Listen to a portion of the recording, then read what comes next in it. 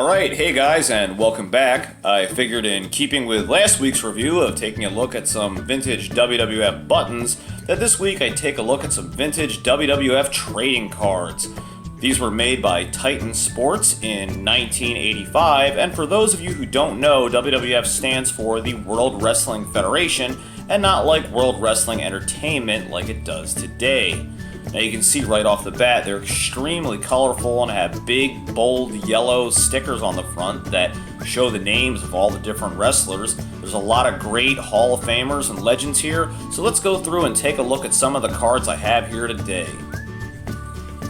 Alright, so let's start things off, of course, with the immortal, I am the real American, Hulk Hogan. Check him out. You got the great yellow Hulk Hogan logo showing his name, the WWF logo in the bottom left-hand corner there, and of course you have the Hulkster himself holding the World Wrestling Heavyweight Championship belt. And he's got the 12-inch pythons and the headband, and of course he's known for his lovely blonde locks. So let's check out the back and see what information we have here. Alright. And we have Hulk Hogan, weight 302 pounds, from Venice, California, and he is the World Wrestling Federation champion. Collect all 66 Pro Wrestling Stars cards, so I don't quite have that many, but I've got quite a few here. And you'll notice on each one it has what looks to be Andre the Giant up in the corner, but he kind of looks small. You can tell, I think it's supposed to be him, or just maybe a generic wrestler, but the face really looks like Andre. But very cool, so this would have been one of the special cards that you would have gotten, because he's one of the champions, you know, not just a regular wrestler, but very cool. Alright, and next we have Captain Lou Albano, and I think this might be the guy from the Super Mario Brothers Super Show, which, how crazy is that? Like, I totally forgot that he was a wrestler until I picked up this deck. And I kind of remember watching him on TV, but not 100%. So, yeah, he looks like really crazy with that eye. Let's see on the back here. Captain Lou Albano, weight 304 pounds, from Carmel, New York. Captain Lou, a former wrestling great, is one of the most successful managers in the World Wrestling Federation. He has managed more than a dozen champion tag teams. Lou is a close friend of rock star Cyndi Lauper, manager of WWF Women's Champion Wendy Richter. Wow, that is really cool. I had no idea he was friends with Cyndi Lauper. That's amazing. So that's really cool. And look at that. It's like the deck was stacked. We have Wendy Richter. And I don't know much about the Women's Federation back in the day, but let's see. Wendy Richter, weight 145 pounds, from Dallas, Texas. World Wrestling Federation Women's Champion. Wendy Richter is managed by rock-singing superstar Cyndi Lauper. Wendy won her championship from the fabulous Moolah, lost it to Leilani Kai, then took it back from Kai in March 1985. Wow, that's a hard name to pronounce. Alright, very cool. Yeah, I'd never really heard about her. Oh, and of course, one of my favorite wrestlers of all time, and of course he's paired with a living legend. We have, if I can get them unstuck, Hillbilly Jim, and he was hilarious. Always wore the overalls and the farmer's hat and the wild beard, and I'm sure some wild beer as well. But he was a crazy redneck southpaw. And really a great star to watch wrestle. Let's see. Hillbilly Jim, weight 286 pounds, from Mudlick, Kentucky. Hillbilly Jim has been trained by Hulk Hogan, World Wrestling Federation champion. Jim got into the ring when he was a fan to help Hogan when he was attacked by Big John Studd, Ken Patera, and Bobby Heenan. Hulk and the Hillbilly have become great friends, and they always were. You guys can check out my Thumb Wrestlers video where I actually have Hogan and Hillbilly Jim paired together. And another legend who just recently passed away a few years back here, and this is George the Animal Steele, if I can get the camera to focus in there. And I actually met him a couple times. He's a really, really nice guy. And you can see he's got like the hair all over himself, so it really does look like an animal. He's really, really crazy, really wild guy. And let's see what it says here. Whoops. George the Animal Steel, weight 288 pounds from Detroit, Michigan. George the Animal Steel is strange. He has a green tongue and likes to eat ring turnbuckles. Oh yeah, I remember he would do that all the time. No wonder they call him the Animal. He wrestles like one too. Very cool, very cool. And here we go, we got Chief J Strongbow. I don't really remember him too much. I think he might have been a manager. Looks really cool though with his Native American, but almost borderline racist attire there. Chief J Strongbow is a veteran wrestler. He uses many ancient American Indian tricks in the ring. The Chief has long been a favorite. Weight 253 pounds from Pawhuska, Oklahoma. And another legend here. I remember watching him on TV. Jimmy Superfly Snuka. And I remember he did like that crazy like 5-star splash off of the top ring. And he was a great wrestler. Jimmy Superfly Snuka, 250 pounds from Fiji. Jimmy Snuka beats opponents by leaping 15 feet in the air from the top rope and landing on them full force. He is soft-spoken and plays fair in the ring unless someone tries dirty tricks on him. It's a very cool, definitely a legend. And this is a legend in her own right, although a hilarious one, the fabulous Moolah. I don't really remember watching her wrestle too much, but I know of her. I know that she is a legend. She even still makes appearances in the WWE today every now and then. The famous Moolah, weight 165 pounds from Columbia, South Carolina. The fabulous Moolah was the world's wrestling women's champion for 27 years. She lost the crown to Wendy Richter in 1984. Moolah runs a school for women wrestlers in South Carolina and manages Leilani Kai, who briefly held the WWE Championship belt. And I remember her in the Attitude Era. She was really hilarious. Like her and Stone Cold got into some altercations. And as a kid, I remember this guy being one of my very, very favorite wrestlers of all time. I'm sure a lot of your guys too. And of course, the Junkyard Dog. Oh my god, he was so awesome. He had like the chains around his neck and stuff, and he would like growl and like act like a dog in the ring. It was just so super cool. You can see the chains over his shoulder there. And let's see, Junkyard Dog, weight 280 pounds from Charlotte, North Carolina. The Dog is a former college football All-American lineman. He uses headbutts and the thump to defeat opponents.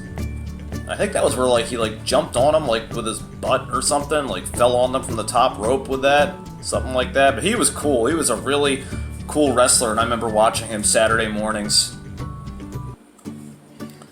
And this guy, I never saw him wrestle really, but I remember Mr. Fuji. I remember in one of the early WrestleManias where it was Mr. Fuji, and I can't remember who he was managing.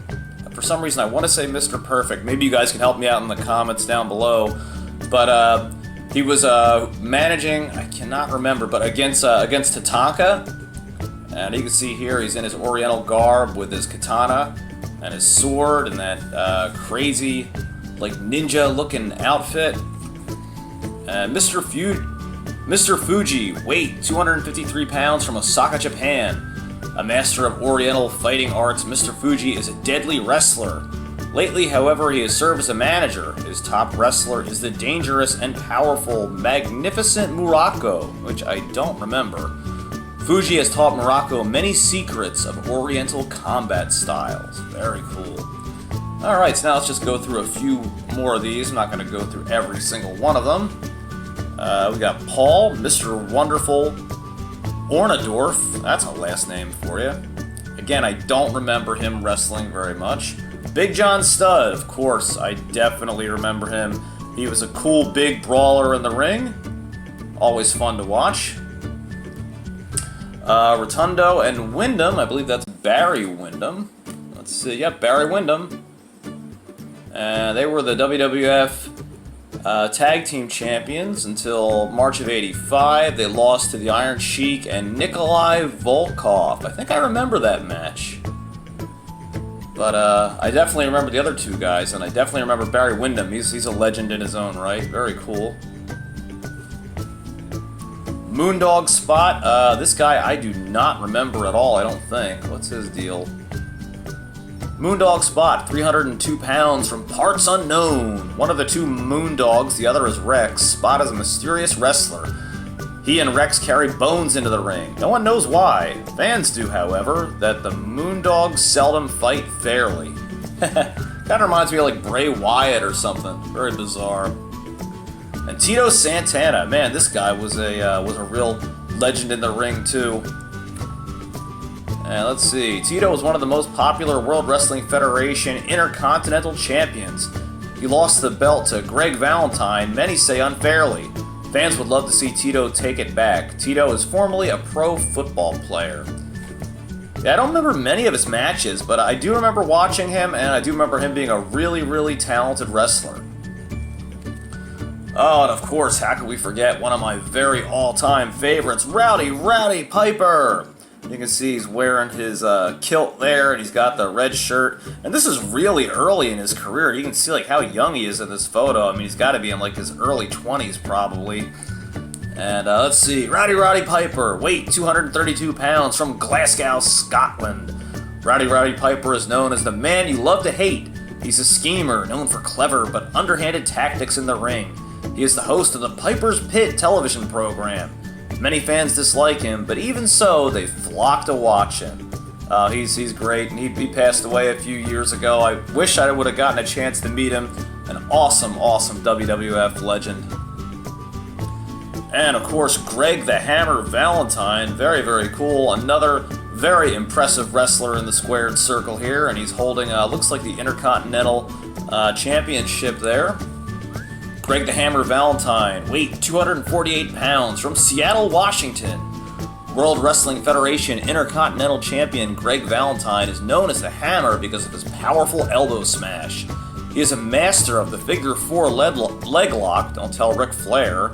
Valentine is known as a vicious wrestler, and man, that was true. He was a brawler. If there was ever a brawler, this guy was a brawler.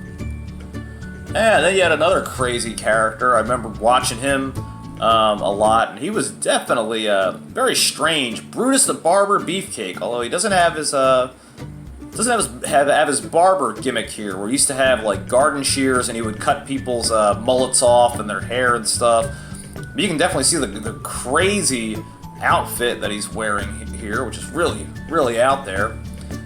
Brutus Beefcake, weight 273 pounds, from parts unknown. Brutus Beefcake likes to strut. He's proud of his looks, but don't make any mistake, he's as tough as nails in the ring. His manager is Luscious Johnny Valiant, one of the trickiest in the business. I do remember him, not very well, but I do remember his manager. Alright, and here we have a very, very early photo of Jesse the Body Ventura. Like, this was way before he started his, like, dressing up in more fancy clothes and stuff, and, like, the purple hair and the glasses. Like, this has got to be, like, his rookie year here. Like, I never saw him dress up like this. Definitely a classic in the ring, an absolute all-time great and legend.